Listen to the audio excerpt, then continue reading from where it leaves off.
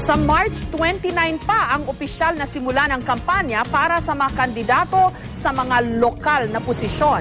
Kaya pinuna ng COMELEC ngayon ang ilang local candidates na sumasama na sa mga rally ng mga national candidates o yung mga tumatakbong senador.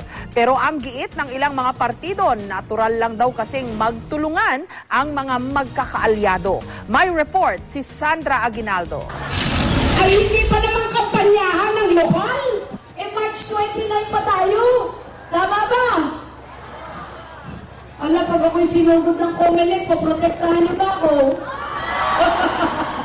Ito ang pasakalya ni Batangas Governor Vilma Santos Recto bago niya ipakilala ang Team Pinoy sa mga Batanggenyo kahapon. Pinuna kasi ng COMELEC kamakailan ang mga lokal na kandidato na sumasama sa kampanya ng mga kandidato para sa pagkasenador. Nagsimula na nitong February 12 ang kampanya para sa mga tatakbong senador. Pero sa March 29 pa ang simula ng kampanya sa mga lokal na posisyon. Technically, pwede sumama yung mga local candidates sa mga proclamation rallies, di po ba? Walang pagbabawal doon. Okay lang. So kung mag-campaign sorties na yung mga national... Epal pa rin yun.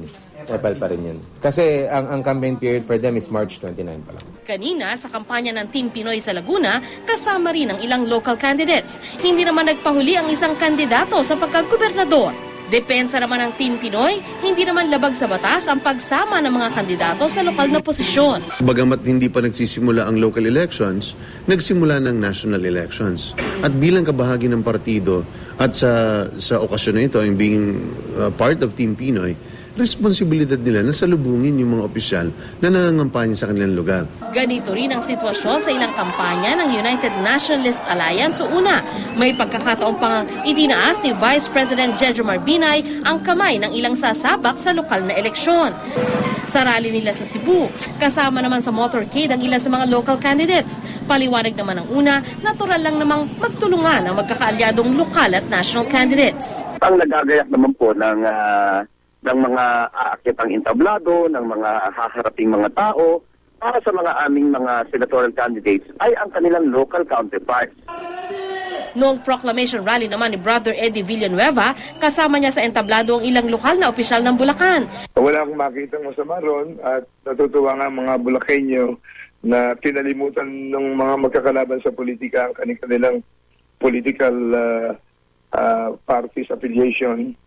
At nagkaroon sila ng pagkakaisa. Ayon naman kay Attorney Louie Guia, Executive Director ng Grupong Lente, wala mang nilalabag na batas sa mga local candidates, simpleng panlalamang umano ang kanilang ginagawa. Pangangampanya yun na saan mo man tingnan. Hindi lang sila magiging liable. Pag nagpapalusot ka sa batas at kahit anong tingin mo doon, hindi po maganda yon. Sandra Aguinaldo, GMA News.